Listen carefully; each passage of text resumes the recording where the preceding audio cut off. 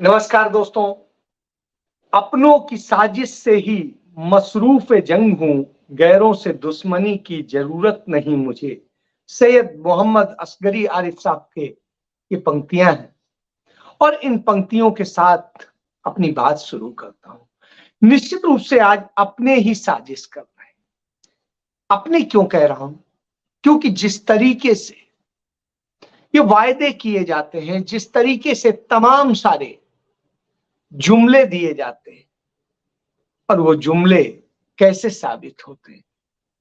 हमने देखा कि आज हमारी इंडिया की, भारत की पार्लियामेंट यानी संसद का नया भवन, उसमें आज से कार्यवाही शुरू हो गई। उसके लिए सेंट्रल हाउस में जिस तरीके से बैठक हुई, सब चीजें हुई, उसके बाद में तमाम बड़ी बड़ी बातें हुई, नेताओं ने अपनी अपनी बात कही। लेकिन वास्तविकता ये थी कि उस मीटिंग के बाद में जब पेश किया गया वह विधेयक, जिसे ऐतिहासिक विधेयक कहा जा रहा था, उस विधेयक को लेकर के बड़े अच्छे शब्द कहे अरविंद केजरीवाल ने। उन्होंने कहा यह महिला बेवकूफ बनाओ बिल है, न कि महिलाओं को वास्तव में हक देने का बिल। क्यों? क्योंकि 2014 में जब कांग्रेस की सरकार गई थी, उस समय वह राज्यसभा में महिला आरक्षण बिल पास करके गई थी। जो नियम है उसके मुताबिक जो राज्यसभा में बिल पास हो चुका होता है वो खत्म नहीं होता है जब तक उसे खत्म न किया जाए। तो यानी वो लोकसभा में कभी भी पेश किया जा सकता है।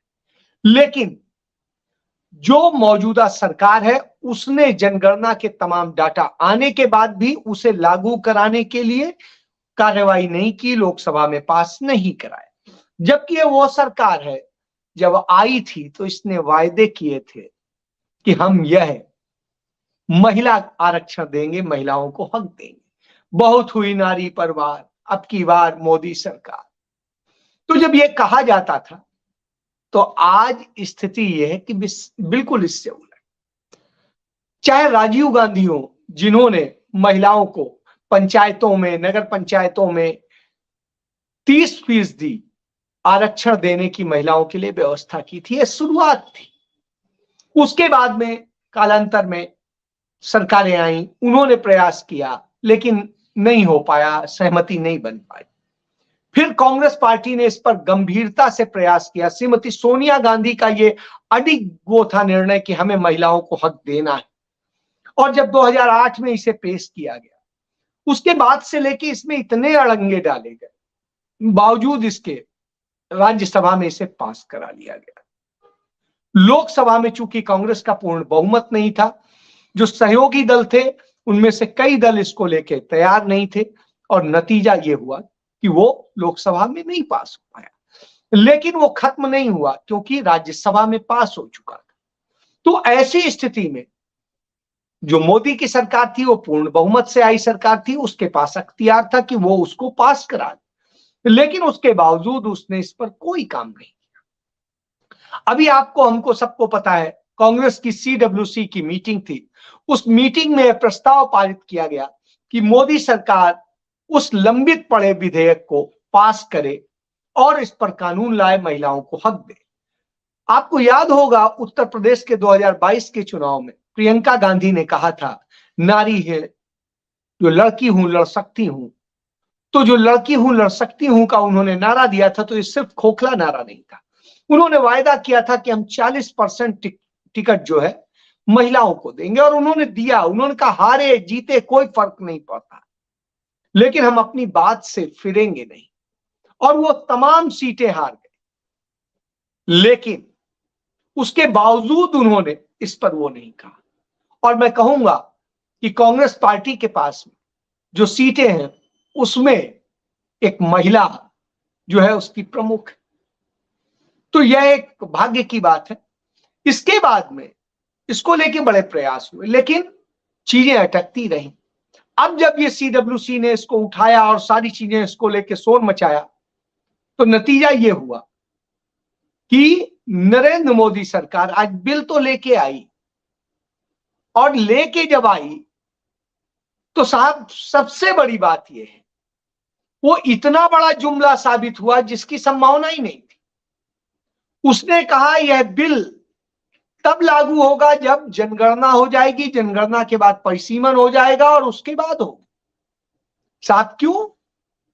अभी 2024 में लोकसभा चुनाव होना है, आप कराइए। और जनगणना आपने नहीं कराई है, कोई जनता का इसमें तो कोई दोष नहीं, महिलाओं का तो कोई दोष नहीं, तो ये ढकोसला मत की। लेकिन आप कहने को हो कि हाँ हमने किया और करें भी नहीं, तो यह नरेंद्र मोदी सरकार की नीति है।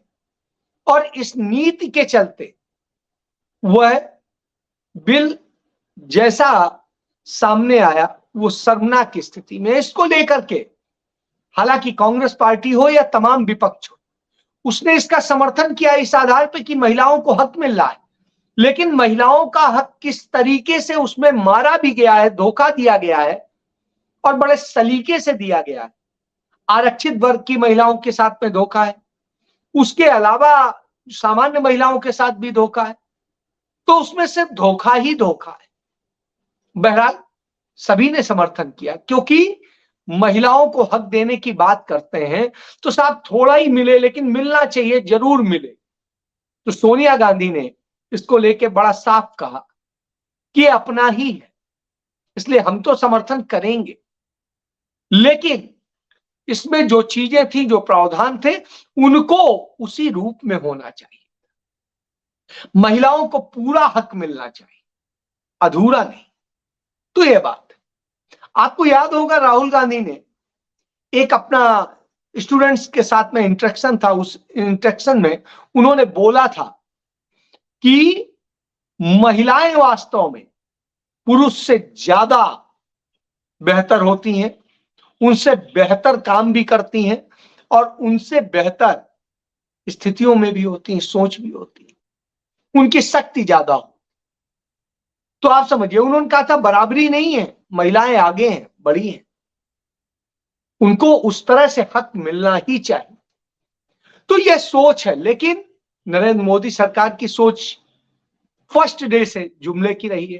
कितने जुमले उन्होंने डाले, 2 करोड़ रोजगार, नारी सम्मान और न जाने क्या क्या, मतलब हम उनको गिनाएंगे तो बड़ी लंबी 150 की फहरिस्त है, इतनी बड़ी फहरिस्त कि वो महंगाई की ही तरीके से मर रही है। और हालत ये है कि आज जो बिल पेश हुआ वह भावनाओं के बिल्कुल विपरीत था। बहरहाल जहां यह होता है तो लगता है किस तरह आप जुमले देते हैं। आपने आज जब कहा कि G20 की मीटिंग 140 करोड़ देशवासियों के सम्मान की बात, उनके कारण बिल्कुल है, लेकिन G20 मीटिंग के बाद में हुआ क्या है यह भी बता दीजिए प्लीज। आप देखिए, अमेरिका आया, अमेरिका को आपने तमाम छूट दे दी, तमाम चीजें करी, और उसके बाद में वो अमेरिका जैसे ही यहां से गया तो वहां के राष्ट्रपति ने यहां से निकलते ही बाहर वियतनाम में अपना जहाज उतारा और वहां पर जब संबोधित किया तो साहब सवाल खड़े कर दिए कि भारत के अंदर हालात क्या हैं, और वहां के प्रधानमंत्री जो है प्रेस कॉन्फ्रेंस नहीं करने दे रहे हैं, तो इस कारण ये स्थिति।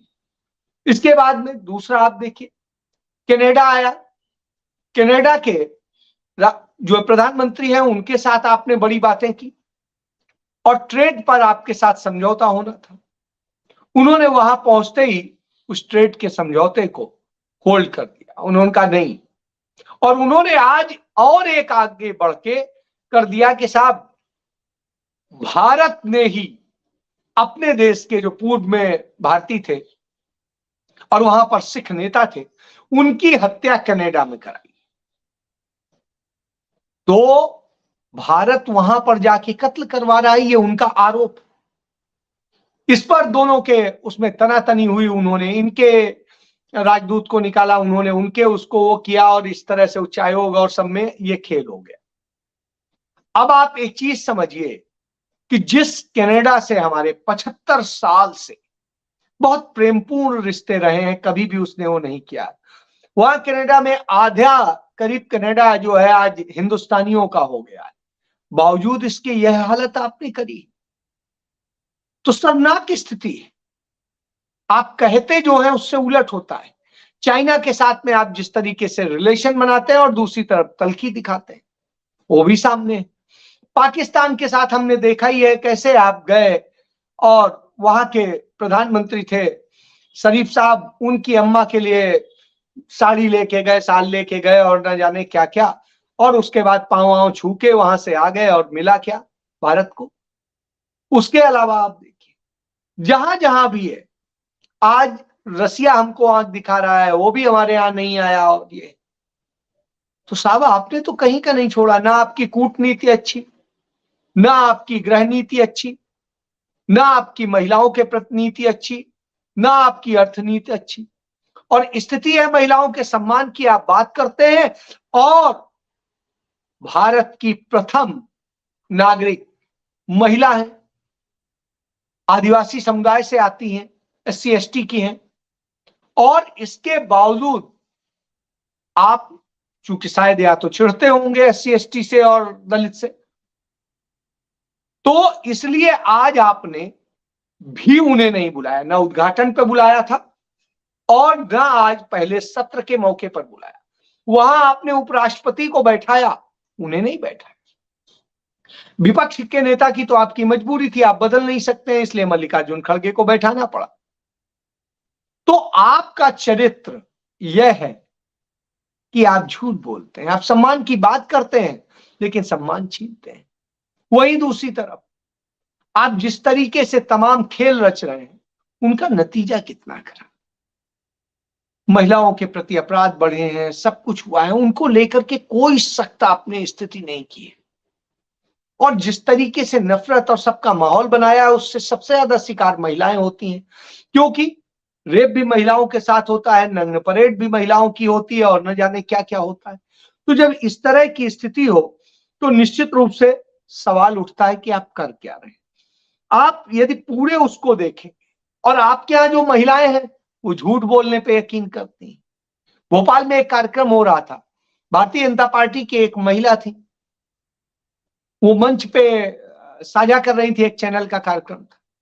वहां वो कहती हैं कि सिर्फ भोपाल में 250 मेडिकल कॉलेज, पूरे मध्य प्रदेश में 250 मेडिकल कॉलेज नहीं है, और आप साहब सिर्फ भोपाल का बताते हैं। तो इस तरह की स्थिति इतने, मतलब यदि आप ज्ञान वाले लोग आप अपने यहां रखें तो आप समझिए। और वहीं इसी तरीके की घटनाएं होती रहती हैं हर जगह, कहीं पर भी देख लीजिए। तो जब आप यह कहते हैं तो निश्चित रूप से लगता है कि आप कौन सा ज्ञान दे रहे हैं और क्या कर रहे हैं। आपके कारण जो हालात हैं उनको लेकर के आइए। आपके लोग कितना महिलाओं का सम्मान करते हैं, इसका उदाहरण एक लखनऊ में मिल गया। अतुल दीक्षित नाम के आपके एक बहुत पुराने नेता हैं भाजपा के, उन्होंने एक महिला को थपड़िया दिया, गाली दी और न जाने क्या क्या। तो और उसके बाद कहते हैं उनको कि दारू पिए और ये। तो इस तरह की स्थितियां आती हैं। इसी तरीके की स्थितियां आपकी और जगह भी होती हैं। तो आप क्या सिर्फ महिलाओं का उपभोग करना जानते हैं, उपयोग करना जानते हैं, या दुरुपयोग करना जानते हैं?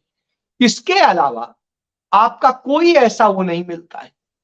तो इस स्थिति में निश्चित रूप से एक चिंता बनती है कि आप आखिर कर क्या रहे हैं। तो ये चिंताजनक स्थिति आपने पैदा कर दी है। आपने भारत को भारत नहीं रहने दिया, इंडिया को इंडिया नहीं रहने दिया, और आज आप सबको खराब कर रहे हैं। तो जब ये कर रहे हो तो निश्चित रूप से सवाल उठता है। जब आपको संपूर्ण विपक्ष साथ दे रहा है, सारे लोग साथ खड़े हैं, तब आप ऐसा क्यों कर रहे हैं? और तब आप जिस तरीके से करते हैं, आपने इलेक्शन कमीशन के लिए जो बिल लाने की बात करी है, वो असंवैधानिक स्थितियां बनाने का है, और किस तरीके से आप उसको करते हैं वह भी चिंताजनक है। तो ये चिंताएं सामने मौजूद हैं, और जिस तरीके से आपने किया है, तो उससे आज देश के लोग यह सोचते हैं कि यह हमारा प्रधानमंत्री है या झूठों का गुब्बारा, तो साहब हम ये देख रहे हैं।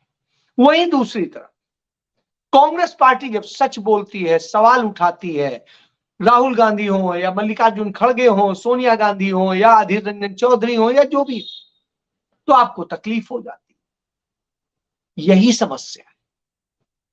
इसलिए कम से कम सच को जानना सीखिए। सच से शायद आपका वास्ता नहीं है, इसलिए समस्या है। तो कृपया आप सच जानिए, लोगों को समाधान दीजिए, झूठे वायदे मत कीजिए। यही हम उम्मीद करते हैं प्रधानमंत्री से। लेकिन ना आप अच्छी अर्थव्यवस्था दे सकते हैं, ना अच्छी कूटनीति दे सकते हैं, ना देश के अंदर अच्छी शिक्षा दे सकते हैं, ना बाहर जाने का मौका दे सकते हैं। आपने माहौल इतना बिगाड़ा है कि दुनिया में हमारे लिए जगह नहीं उतनी बन पा रही। यही तकलीफ है और इसके कारण अंततः इस देश के नागरिक सफर करते हैं, आपको कोई फर्क पड़े या ना पड़े। इसलिए हर किसी को जानना चाहिए कि इस तरह की नफरत की चीजों से कैसे बचा जाए, इनका समाधान क्या है। और इनका समाधान जब लोगों से कहते हैं तो यही है कि आपको आईना दिखाया जाए। तो सभी यदि आईना दिखाएंगे, इनको बताएंगे और सच के साथ खड़े होंगे, तो शायद इनकी हिम्मत नहीं पड़ेगी कुछ गलत करने की। जय हिंद।